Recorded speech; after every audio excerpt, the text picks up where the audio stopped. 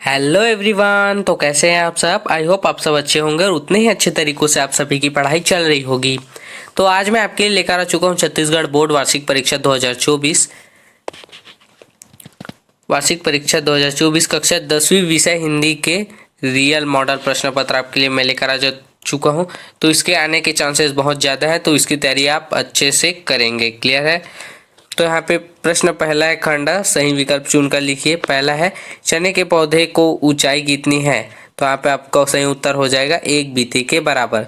दूसरा है, बालारुण शब्द का सही अर्थ है डूबता हुआ सूरज, उगता हुआ सूरज, चलता हुआ सूरज या फिर जलता हुआ सूरज। तो आपका सही उत्तर हो जाएगा उगता हुआ सूरज। क्लियर।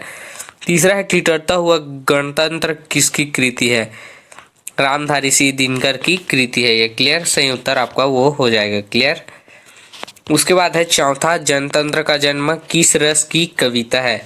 तो आपको बताना है हास्य रस, रौद्र रस, अद्भुत रस और यहाँ पे वीर रस। तो आपका सही उत्तर हो जाएगा यहाँ पे वीर रस। पांचवा है आपका, घीसा पाठ किस विधा में लिखा गया है। तो आपका उत्तर हो जाएगा आत्मकथा, जीवन वृत्त, संस्मरण, रेखा चित्र। आपका सही उत्तर हो जाएगा रेखा चित्र। क्लियर।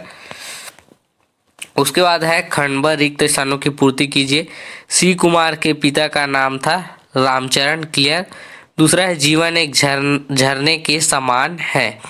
तीसरा है, हिटलर को लेखक ने डिक्टेटरी कहा है।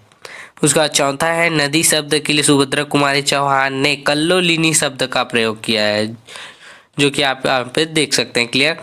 पांचवा है, जेब कतले ने लघु कथाकार की मां को 50 रुपये मिलाकर मनी ऑर्डर भेज दिया। क्लियर। उसके बाद है, उचित संबंध जोड़िए खंड स। तो आप यहाँ पे देख सकते हैं, पहला है कंटर गुरु साहब, देवार गीत। उसके बाद है मंदराजी दाऊ।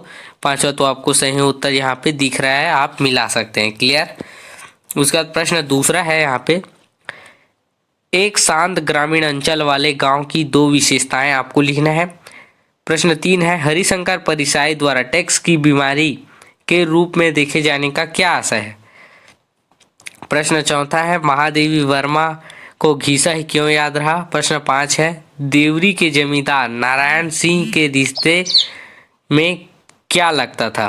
प्रश्न 6 है, प्रेम मार्ग की शाखा के 2 कवियों के नाम लिखकर उनकी एक रचना का नाम आपको लिखना है।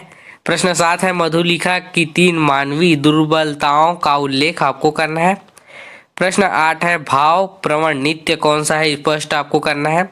प्रश्न 9 है, गई कुमति लघु साधु की संगति से कवि का क्या आशय है, आपको लिखना है। क्लियर।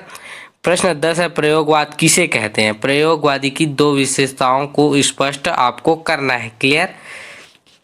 उसका है प्रश्न 11वां, निम्नलिखित गद्यांश की व्याख्या आपको करना है। तो गद्यांश को आप अच्छे से पढ़ लेंगे और इसकी व्याख्या आपको करना है। क्लियर। उसी के अथवा में दिया हुआ है वैसे ही गद्यांश, उसकी व्याख्या आपको करना है। क्लियर है। उसके बाद प्रश्न 12 है, नदी का उद्गम अमरकंटक पाठ में वर्णित सौंदर्य को अपने शब्दों में व्यक्त करना है। क्लियर। अथवा में दिया हुआ है, अविवेकपूर्ण व अंधाधुंध खनन से अमरकंटक क्षेत्र के पर्यावरण को किस प्रकार नुकसान हो रहा है, अपने शब्दों में स्पष्ट आपको करना है। क्लियर। प्रश्न 13 है, उन 4 बिंदुओं को लिखना है आपको जहां पर गोधूली कहानी की परिस्थितियां बदलती हैं।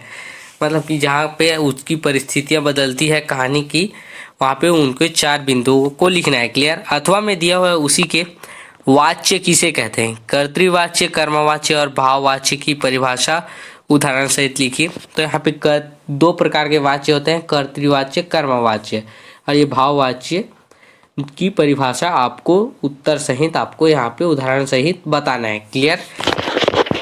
प्रश्न 14 है, सी कुमार ने बैठक में क्या विनती की, वह किसान से मजदूर कैसे बन गए।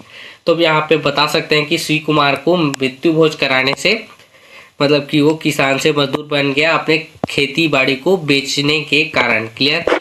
अथवा में जो है उसी के भूखन ने शिव कुमार को पुलिस की नौकरी करने की सलाह क्यों दी, उसकी नौकरी कैसे छूट गई, स्पष्ट करें। तो जो दोनों एक ही पार्ट से है, यहाँ पे मरिया प्रथा, मतलब मरिया पार्ट से है यहाँ पे। क्लियर।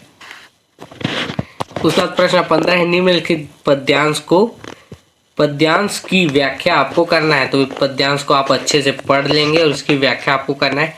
अथवा में वैसे ही दिया हुआ एक पद्यांश, इसको भी आपको अच्छे से पढ़कर दोनों में से एक का यहाँ पे व्याख्या करना है। क्लियर। प्रश्न 16 है, निम्नलिखित पठित गद्यांश को ध्यानपूर्वक पढ़िए तथा गद्यांश के अंत में दिए गए प्रश्नों के उत्तर आपको देना है। क्लियर।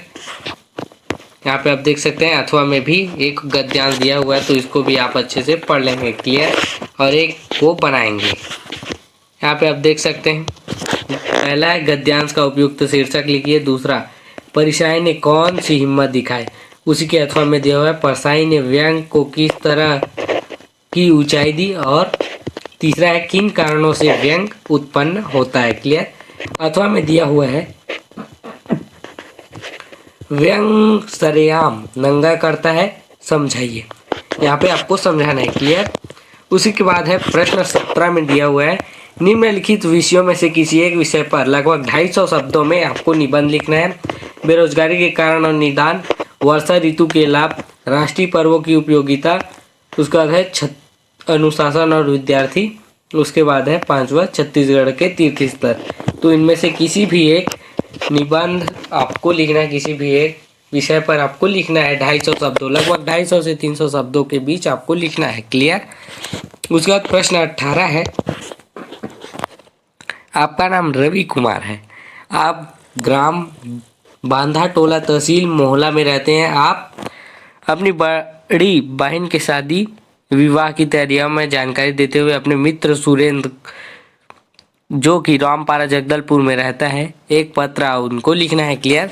और अथवा में दिया हुआ है, आपका नाम कुमारी सुनीता है, आप ग्राम सोलहटोला तहसील अम्बागढ़ चौकी में रहती हैं। आप छत्तीसगढ़ की माध्यमिक शिक्षा मंडल के सचिव को 10वीं बोर्ड की अंक सूची की द्वितीय प्रति प्रदान करने हेतु कारण उल्लेख करते हुए आवेदन पत्र आपको लिखना है। तो ये रहा आपका कक्षा 10वीं के हिंदी का क्लियर मॉडल प्रश्न पत्र, जो कि इस सत्र में आने वाले हैं 2024 में। क्लियर। तो आपको ये वीडियो कैसा लगा कमेंट करके जरूर बताएं। क्या आपके लिए वीडियो यूजफुल रहा तो अपने दोस्तों को भी शेयर करें। और अगर आप हमारे चैनल में नए हैं तो हमारे चैनल को सब्सक्राइब करें, क्योंकि इसे यूजफुल वीडियो आपके लिए मैं लाता रहूँगा। तो मिलते हैं ऐसे एक और वीडियो के साथ में, तब तक के लिए धन्यवाद।